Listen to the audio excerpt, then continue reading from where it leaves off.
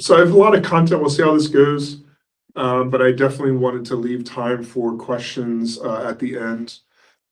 So for just some background on me, I've been at Google for over 7 years. Before that, I was at Vanguard, and I'm an author. I love to write, and I typically get asked the question, where does your username come from?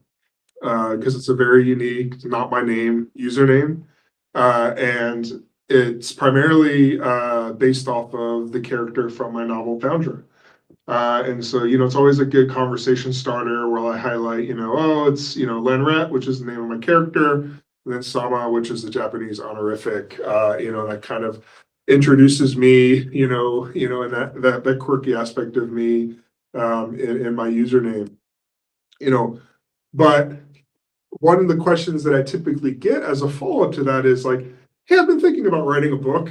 How do I go about doing that process? And for someone who's never tackled the process of writing a book before, but who has ideas, I encourage them, write it, right? Like if you have that desire, now's the best time to do it. The tools that exist in the marketplace make it the easiest it's ever been from like the early days when I'm trying to figure out like, how do you build a story? There's a lot of great communities to improve and refine your content. I'll touch on some of those as well as professional services. We're actually getting to the point where you want to publish it. If I think about like, sorry, just, if I think about, oops, sorry. How my process works, it all starts with the snowflake method, right? And when I first started writing, I didn't really know what I was doing, right? And so I did a lot of research to kind of build an understanding of how do I write a book? What are the best practices for crafting a story? And over time, my process has gotten, from an outside observer, fairly complicated, but to me, it makes sense. And, when I think about my writing style, I tend to have multiple main characters with intermixing narratives that span multiple books. One thing to highlight though is that, it's very important for me for one of my books to have a complete story. So I'm not a fan of like this, a lot of common books today, which, they tell you a third of the story and then tell you to buy the next book because it'll be continued there. Like, I'm not a fan of that. And I think it's really important to give readers a full story, and then you kind of highlight the next book, through some teaser that kind of introduces the new storyline. And so that for me is primarily how I do that. So when I think through like how I get started, right? It all starts with an idea. Essentially, if you're at all in writing circles or familiar with this, it's your book in a sentence, right? And I wanted to provide some examples of this to kind of get you thinking about, how do you define that book in a sentence? And so with my book Elevator Quest, which was actually the second novel I wrote, the book in a sentence is office colleagues find themselves trapped in a fantasy world. An elevator crash only the beginning of their problems as they fight for survival. So that encapsulates that whole story in one sentence. And when if you want to go the traditional publishing route, you actually need to have this, right? You need to have your book in a story because that's what you're going to be pitching to agents. And so it's really good to start with that book in a sentence before you actually get into all the nitty-gritty details. For Foundra, it was an ancient evil awakens that threatens existence, and an immortal leader sets out on a quest to save the twin galaxies. So that was that book in a sentence. For Pride of Ashna, which was the sequel to Foundra. It's a young warrior faces off against an extra-dimensional threat left over from the Rift War that seeks to turn the last bastion of safety in the Outer Rim into something that can threaten the entire Twin Galaxies. And then for First Elite, which is my currently unreleased novel that I'll be launching later this year, it's two friends lose themselves in a quest for vengeance as they hunt a murderer across the galaxy and discover the origins of the Founders Elite. And so, you know, what I do is I actually start with this story summary template, which is, starts with the book in a sentence, and I spend some time thinking through the theme of the book. When I write, I want to have an underlying message behind the story, something that causes people to think.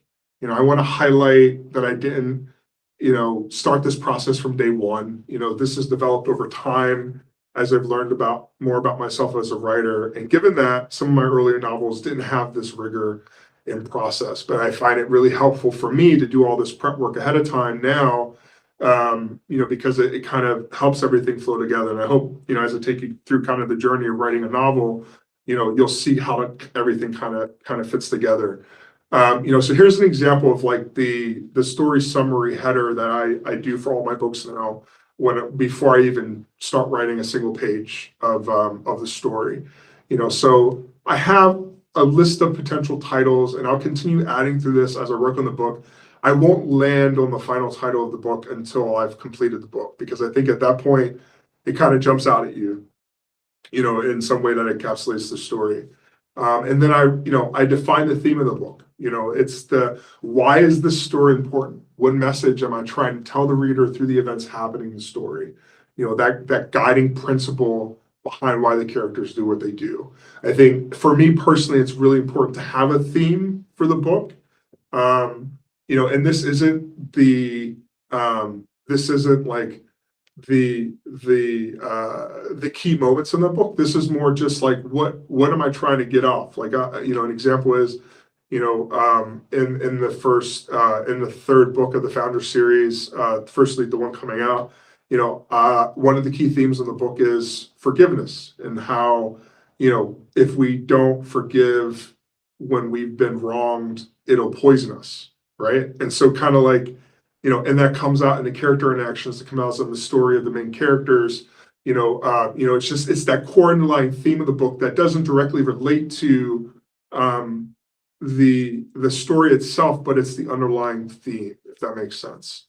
The book in the sense that I talked about before, and then also who are the primary characters. And I think it's really important, especially for sci-fi, that you tell a story from multiple viewpoints. Typically with space operas, it's very rare for like a space opera or sci-fi novel to be focused on one specific character narrative. It happens, but that for me, I like to look at it from at least two or three characters who are the the key people that it follows, giving different perspectives. And I think it also helps you have those multiple narratives that kind of weave the story and bring it more to life. In a way that's helpful, and so once I've defined that theme, or the theme, the book in a sentence, that the high level thinking, this is where I begin to prime the creative process. And so this is if we apply that snowflake method that I'll get into some detail later, but I take that book in a sentence, right, and I expand that out into a one-page summary that goes for the rough idea of a story, and so for me, this is where I always start. If I have a dream or idea, I'll quickly churn out a few sentences to a page of a rough story idea. I won't go further than a page, and I'll try to be light on details. This is the core feel of the story. It may not include key details about how the book ends or how it starts. At the end of the day, this is throwaway. So it's just to get the stream of consciousness going, instead of starting place for myself. And like I mentioned before, this grows out of that one sentence summary of the book. Here's an example. Text is pretty small, and it's not edited or polished in any way, but this was my stream of consciousness for Elevator Quest, my one-page summary that I wrote together. This was actually a dream that I had, and I got up and, when I woke up, I just, wrote this out, half asleep. So tons of grammatical errors, it's not, but it gives you a sense of like, I fleshed out this idea. This isn't, the core of the story is there, but many of the key elements, if you look at the final product of Elevator Quest, changed, right? Like, for example, in my initial description, I had them descending for 10 minutes deep into the earth with the elevator landing peacefully in this new thing. But in reality, I opted for a completely different opening with an actual elevator crash where they all survived miraculously, right? So from like the initial concept that I had to where the final product ended up being, like there were some key story elements that changed. But the idea of this exercise is just to get your creative process flowing. It's not, this is just that story idea you had, getting something on paper to kind of start working from. This isn't anything that'll become your first draft of your manuscript. And at this point, you need to start thinking about your characters. So once you have once I have that rough outline, not even outline, once I have that rough stream of consciousness thought of, what the core story is going to be, now I spend time thinking about, the characters and start fine tuning the story to drive a character driven narrative. Something to call out here is there's two types of narratives for a story. There is a plot driven narrative and there is a character driven narrative. If you want to write a boring book, write a plot driven narrative book. If you want to write an interesting book, write a character driven narrative book. The key difference between two character driven narratives focus on the characters and their exploration journey through a world. Plot driven narrative focuses on these are the things that happened, right? The plot moves the story along. And books that are written that way aren't very engaging. And they tend to do a lot of telling versus showing. And one of the key cardinal sins of writing is telling versus showing. You always want to show. I'm a fan of the story circle method outlined by Dan Harmon. And I go through creating a story circle for each main character in the story. And I'll kind of take you through some examples of what the story circle method talks like, so you have some context on this process. So it starts with the establishment of the protagonist. This is the undisturbed status quo of the protagonist. This leads to the point of attack. The example that Dan Harmon gives is, in The Dark Knight, Bruce Wayne dresses up in a special suit, calls himself Batman, and brings the pain to Gotham's bad guys. Next you move on to need. Something isn't right.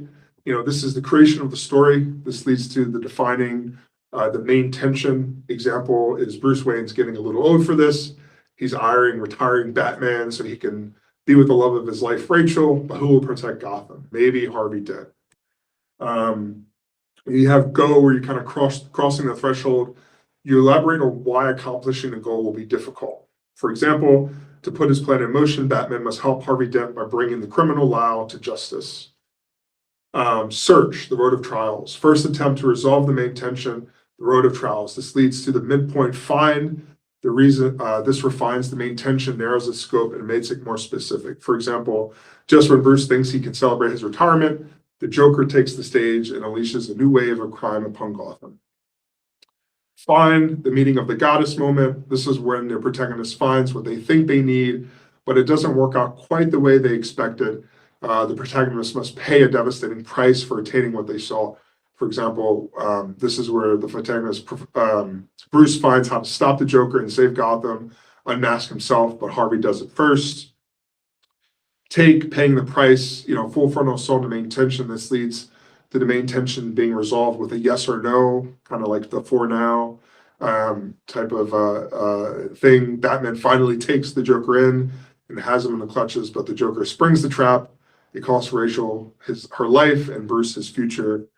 That the return or bringing it home, the false resolution or exposition sequence. This leads to the twist. We've been set to expect one thing and it turns around. In this instance, protagonist returns but changed.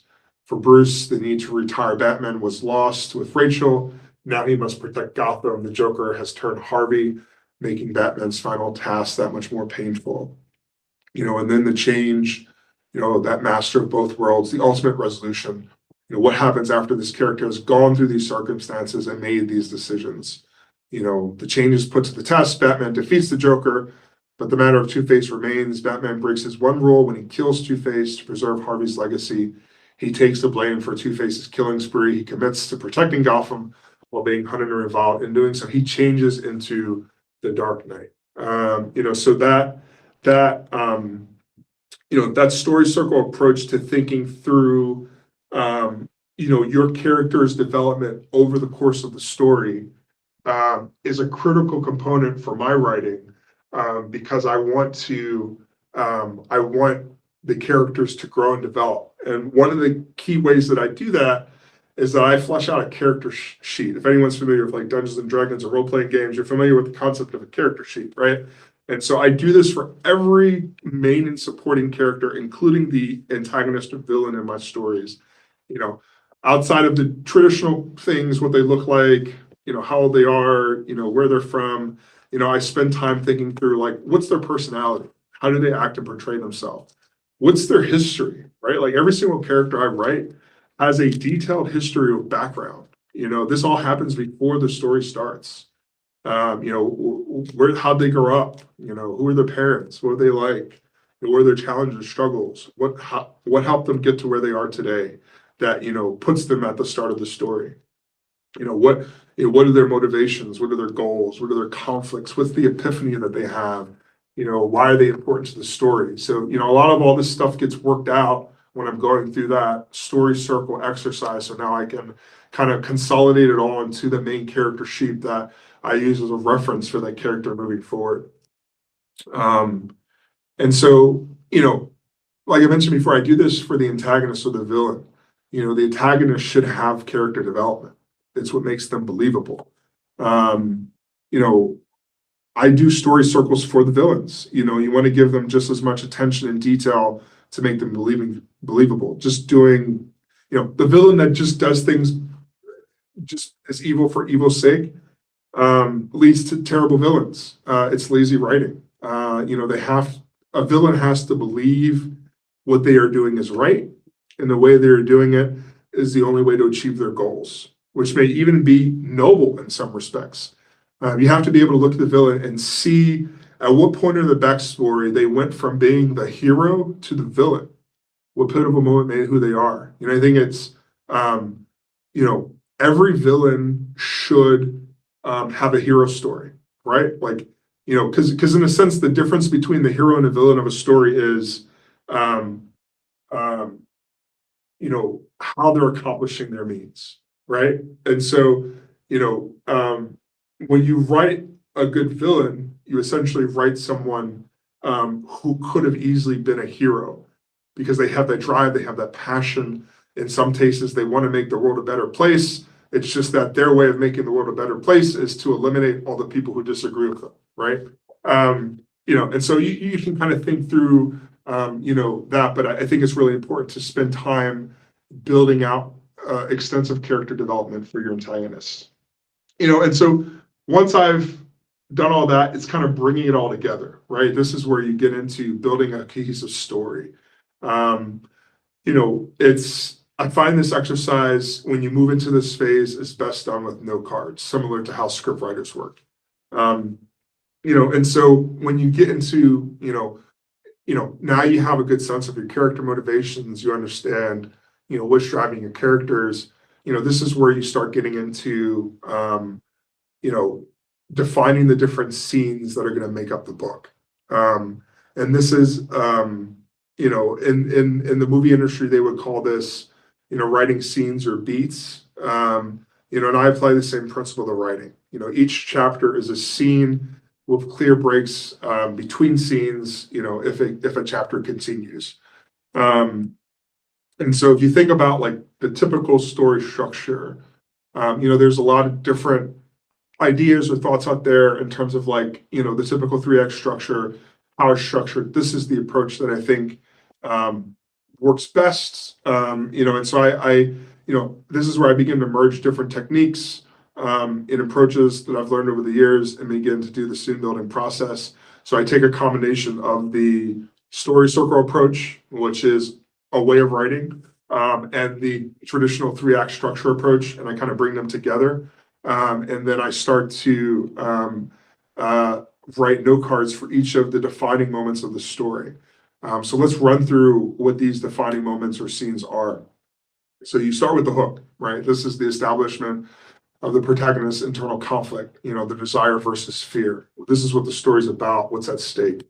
This leads into your inciting incident, an event that acts on your character getting the adventure and story rolling.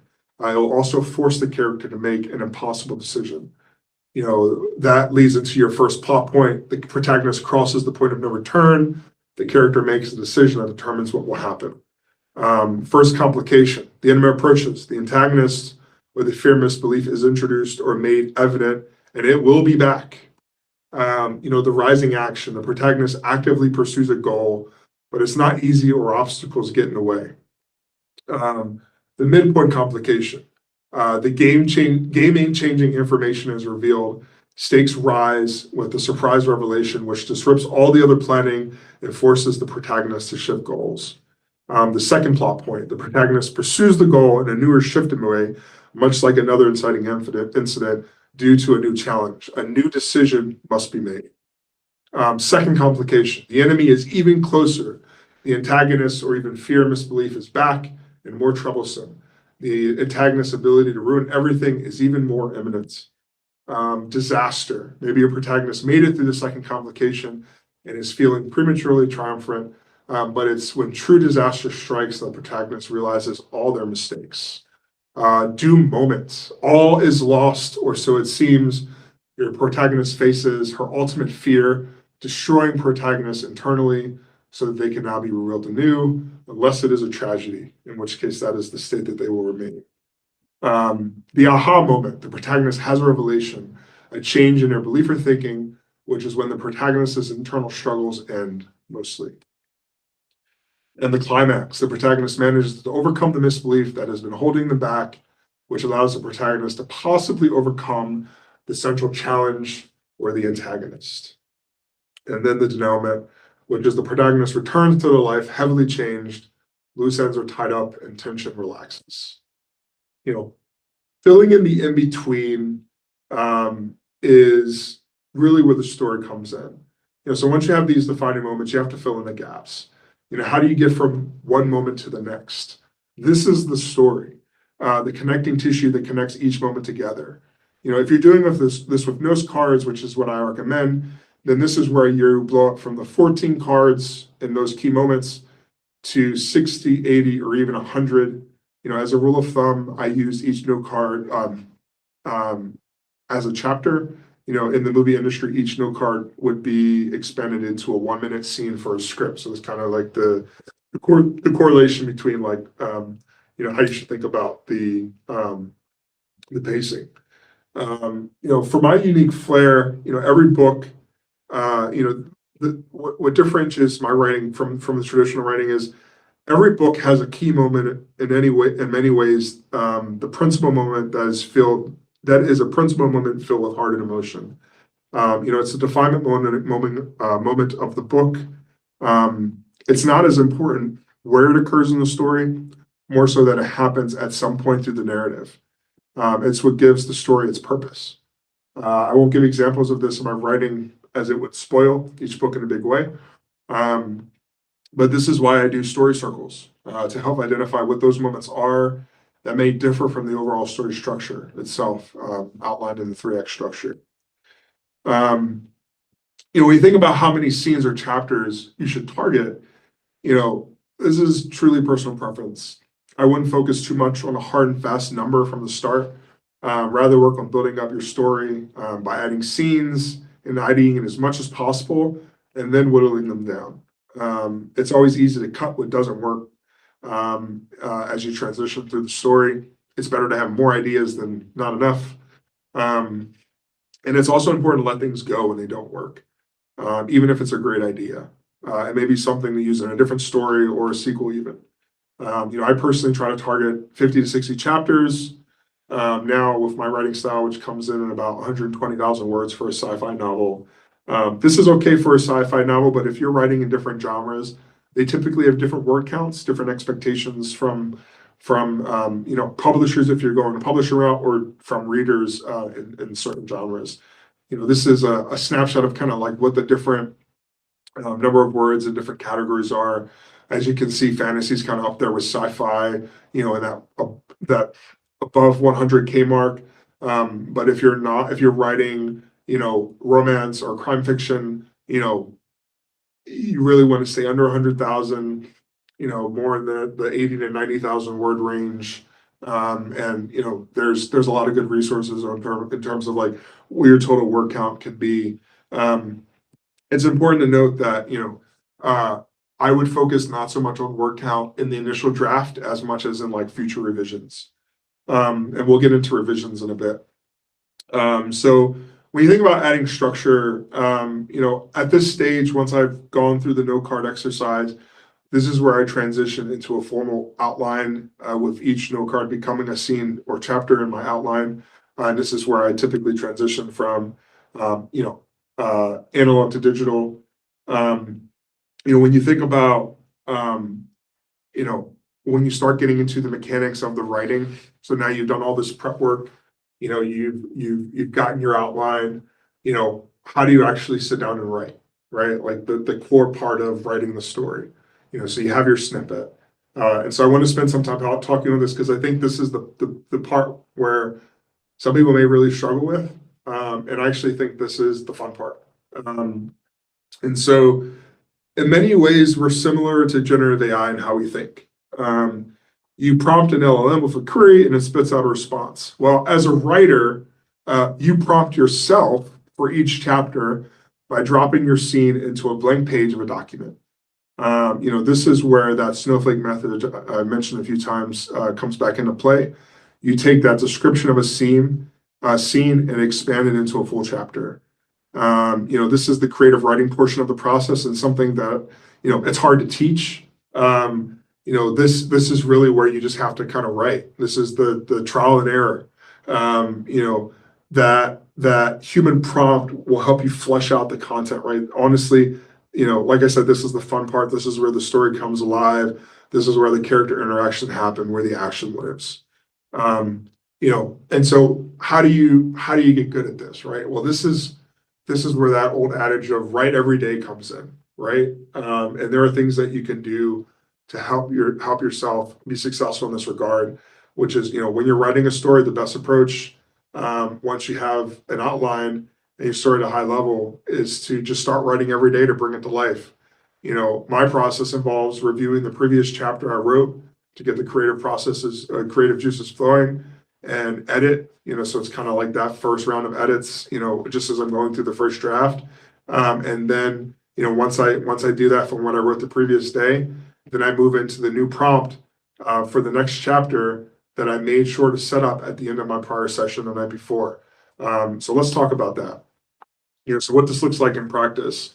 This comes from a sci-fi horror novel that I'm working on right now. So this is like truly creative process, what I'm doing. So I would start off by reviewing chapter 3, which I wrote the prior night. And then once I review that, my writing prompt for chapter 4 is already on the next chapter header. And that prompt in this case is: team arrives at a small suburb outside Ellenshire City. The team works to investigate signs of victims to confirm suspicion of it being a displacer beast. Evidence is overwhelming that it is one, although Emrys, who's the main character, makes note of the size and tentacle pod marks. So this is kind of the build-up. This snippet will become the full chapter 4. And it's just that prompt that I'll leave for myself, that I'll review and leave for myself for my next writing session. So now I've written chapter 4. I've gone through that process. I reviewed chapter 3. I wrote chapter 4, and now I'm setting myself up for success. The next slide. So, the setting myself up for the next session. The reason I think this is important, and why you should pace yourself in writing, is that your subconscious does a lot of work while you sleep and throughout the day. And you want to give your subconscious that time to build out the story in your head. That way, when you sit down to write, it all just flows, because your subconscious has already mapped out everything from the prompt that you wrote the night before.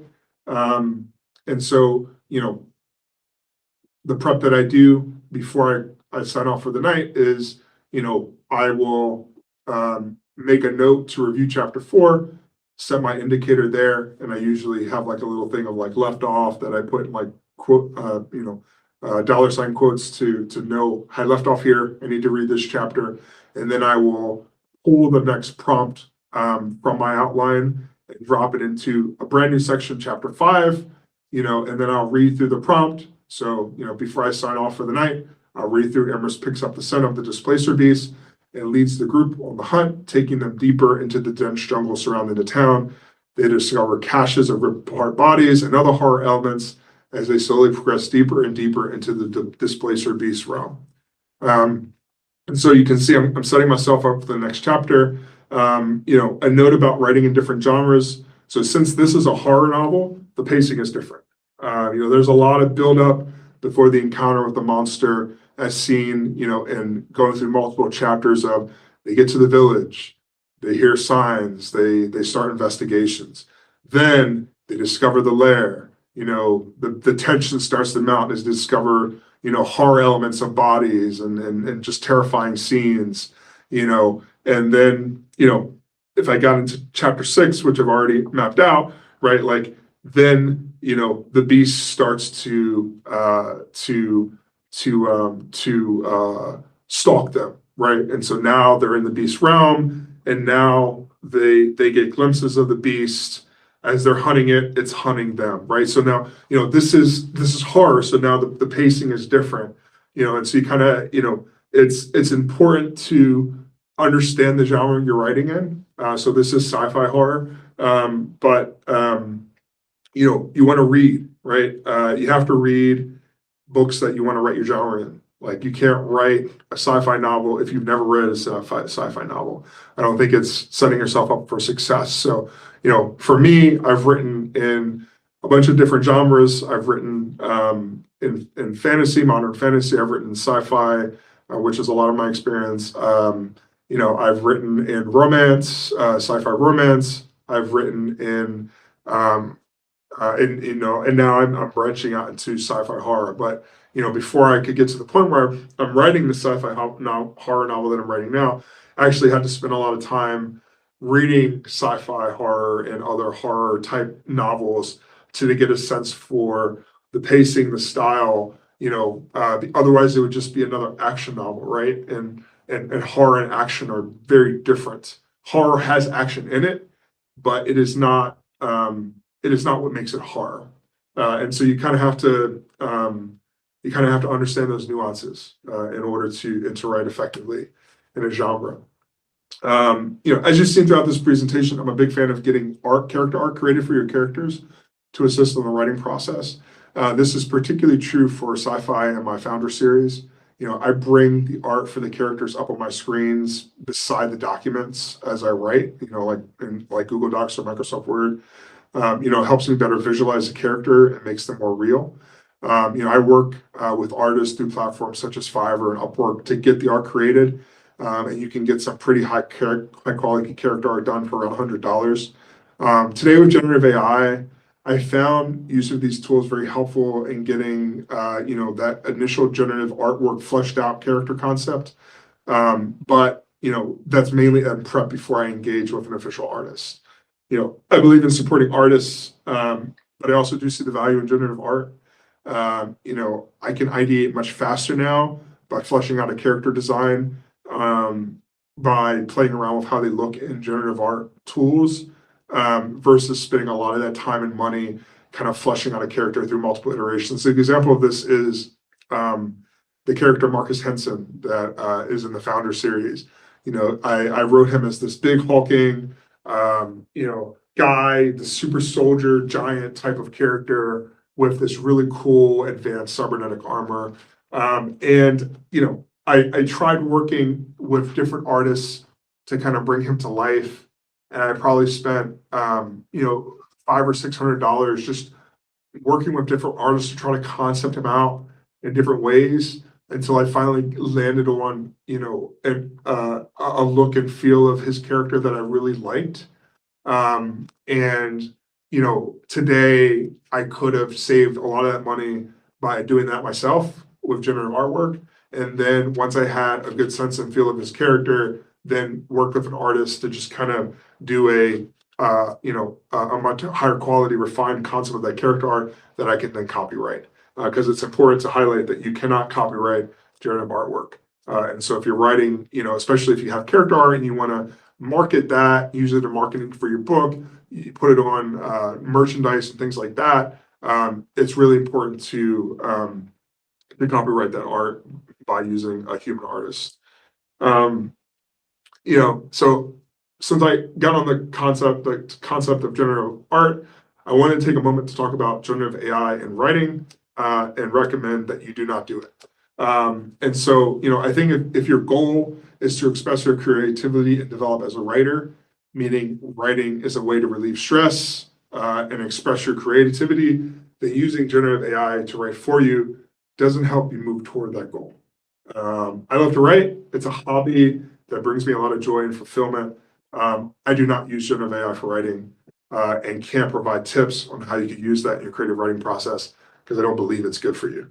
I understand that there are instances where using tools for generative AI for writing certain types of documents is helpful, or some people may need to use them to ideate, but I do not. And so I cannot give you tips on how to use generative AI as part of your writing process. So kind of getting into the editing process a bit, because I think this is really important and key if you actually want to move towards publication and where you'll actually spend a lot of time and effort. Expect to go through at minimum 5 to 6 drafts, right? Once you finish your first draft, that's really where the real work comes in, right? Go the 5 to 6 drafts before you are ready to engage with a publisher. And the reason to do this is because, for me personally, I want to evaluate the full story and make sure it not only makes sense, but it's cohesive and achieves the goals I set out to achieve with the story. I've done major rewrites, whole sections of the book, and other drastic actions during the revision process. This is natural, and you shouldn't tie yourself too much to things that don't work. Everything you write is a learning experience and will make you a better writer. So don't feel bad for abandoning a couple of chapters or changing key elements if they don't work. This literally happened to me with doing First Elite, where I had this whole section that was going to make up a huge portion of the mid portion of the story, where they were going to go, and do this, go to this whole planet, have this whole engagement, this whole storyline, and I just realized after I tried multiple times to kind of get started on those prompts that this doesn't work. Like where I had gotten the story to up to that point, it just didn't work for the narrative that I was telling. And so I listened to my own advice and I scrapped it. I threw it out and started over with, defining a new midpoint section. And it turned out much better than I originally planned. And a lot of times your subconscious will tell you these things, give you these hints, and this will show up a lot of times as writer's block. And so if you are encountering writer's block, almost always it is because you are trying to make something work that does not work. And your subconscious is just like, nope, I'm not going to help you. You're on your own. And you end up, struggling to write. And that's usually a sign that you need to scrap it and start over with whatever it is that you were trying to do in that section. And once you give yourself that creative liberties to deviate from your outline, right, deviate from that prep work that you did before, you will end up with something better. And it's because it's really part of the creative writing process where you have you've been building this narrative, you've been learning from your characters, you've been learning the story, experiencing the story through them, and that natural progression of the story that starts to develop will eventually hit a point where the story wants to go this way, and your original planning wants to go this way, and you have to follow where the story wants to go.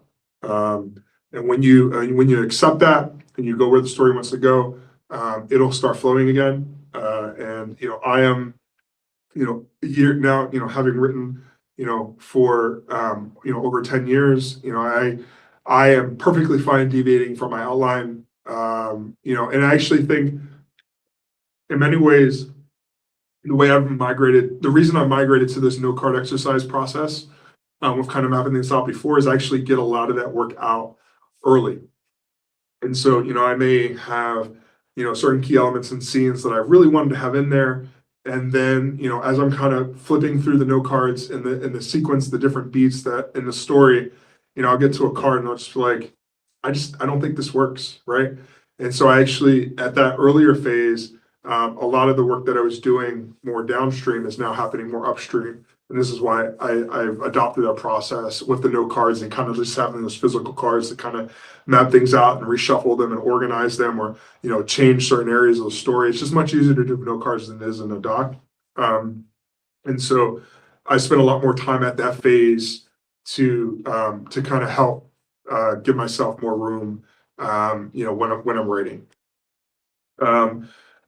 So before you engage with an editor and pay them a lot of money, pay for Grammarly and use it to run through your novel first. Given the limitations of Grammarly and word count, you'll have to break up your manuscript into multiple docs, but this will drastically improve the quality of your manuscript and help weed out bad editors, since your manuscript will already be of relatively high quality when you engage with them, which will allow them to focus more on the harder forms of editing and minimize the minor edits and simple structure that, when you give it to an editor, can look impressive at first, but then you realize like that's all they're doing. There's a common saying in editing, editors can't work magic. They can only elevate your manuscript one level. So what that means is they can make a terrible manuscript a poor one, a poor manuscript okay, an okay manuscript good, and a good manuscript great. You can't jump from a terrible manuscript to a great manuscript. They can't work magic. They can't do that. So the higher quality of a manuscript you give to an editor, the higher quality output you will get. This is, if you don't have the time to kind of do this yourself, you'll end up spending a lot of money in multiple rounds of editors. And so, you kind of save yourself by using some of these tools, especially, tools like Grammarly now can help you fix that. If you go to the traditional publishing route, you will have an editor assigned to you. You won't have the ability to choose. I'll get into a bit about like how you evaluate editors, but just know that if you go to traditional publishing route, like you get handed people that you work with, like you don't have any choice in the matter, and so you just kind of have to hope that your editor's good. So finding a good editor. If you have the ability to choose, do your research. Educational and professional background are the only things that matter for an editor. Do they have a Master of Fine Arts in English? Have they worked at a large publisher or been the editor of a best-selling novel? These things matter in the writing world, and not all editors are equal in skill. Engage with multiple editors and request sample edits. If an editor refuses to do a sample edit, do not work with them. Avoid editors who send you pre-constructed editing samples but refuse to provide a sample on your actual draft. When you're evaluating an editor, these are some of the key things to compare and this is why you want to have that sample edit of your own work, so that you can compare side by side between different editing samples. The key areas to look for when you're evaluating an editor: do they make effective use of comments? They should be able to explain to you why you should change something that they're recommending you change. Do they make changes in the doc and use track changes? This matters a lot. I've had editors who will just put the, editors that I evaluated, not that I hired, but they will put the recommended text change in a comment. That doesn't help me. Right? Now I have to go and make the change myself and hope that I didn't mess it up, right? And so editors that make changes in the doc and use track changes are the recommended approach. Quality of the edit, right? This should be their best work. If it's a lazy edit, move on. Don't think that, oh, they just gave you a quick sample, but when you actually hire them, they're going to do even better editing work. The sample edit should be an example of their best work, right? It's their resume to you, and if they're giving you a lazy resume, they're a lazy editor, you should move on. Does their pricing line up with industry standards? This is also a reason why it's good to engage with multiple editors at the same time, so you can compare the quality of the work with the pricing. I've had very expensive editors who don't provide an edit as high of a quality as a less expensive editor. There are a lot of factors that go into the price of an editor. Sometimes it's where they live. I've hired editors in California. California is a higher cost of living place. And some of those editors were much more expensive than an editor who lived in Kansas, but the editor in Kansas did much better work, and they were cheaper. And so, these are things that you kind of have to factor in. And just as a rule of thumb, like avoid editors who charge per pass. This means that they will charge you how many times they go through your manuscript, and they only default by doing one pass or two passes for the price that you give them. A good editor will do multiple passes of your doc and hand you a fully edited doc that they are proud of. Not say, well, I did one pass. If you want me to go through again and see if I find anything else, you got to pay me more money. It's very common to find these types of editors, actually. And so you have to be very specific to say, like, tell me more about your edit. Like, what is your edit process? And I asked this of every editor now. I was like, what is your editing process? Walk me through that. Do I need to do a developmental edit? No. If you followed techniques similar to the ones I've highlighted before and put all the thought and prep into your story before you started writing a first chapter, you do not need a developmental editor. They are essentially just working you through that process that I just took you through. And they are typically very expensive to teach you how to do the things that I just told you. This is all just prep work, right? A lot of times when people go to people who need a developmental edit are the people who just sat down and started writing, right? Like they didn't spend time thinking through the story, doing all the stuff that I told you about before. They just sat down at a page and started writing. And so for those people, they do need a development edit because they didn't spend time structuring their story. But if you do the things I mentioned, you don't need to do a developmental edit, and you save yourself a lot of money. Proofreader and copy editors should be different people.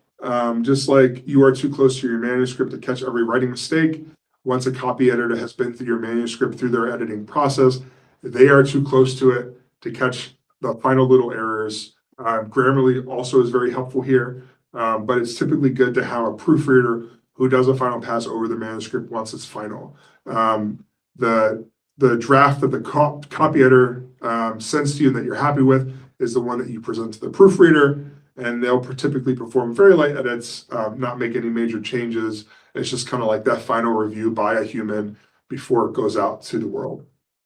Cover design, at this stage, you can start engaging with a cover designer to figure out how to sell your book. Your cover is what sells your book.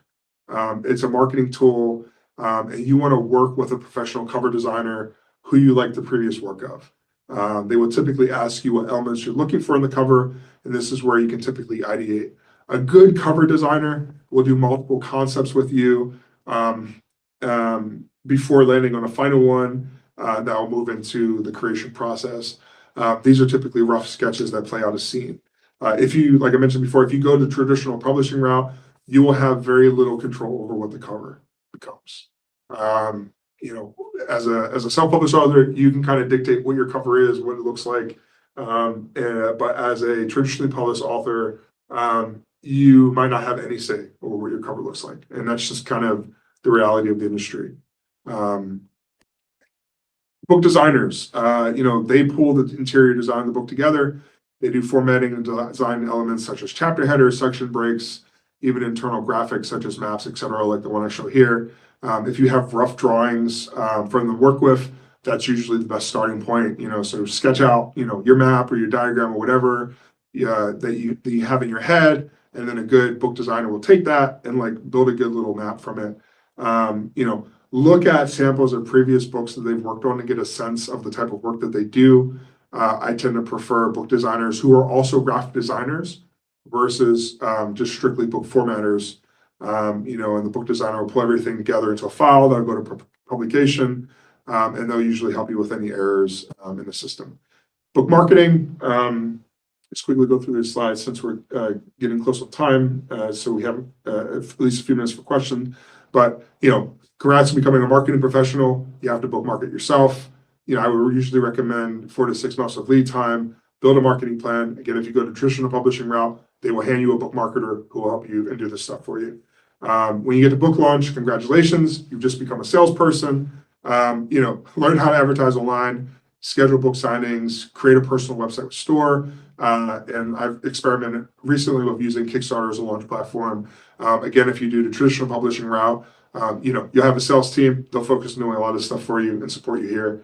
Platforms I encourage, I recommend, Reedsy is a great platform for connecting with editors, cover designers, book designers, marketers, other professionals.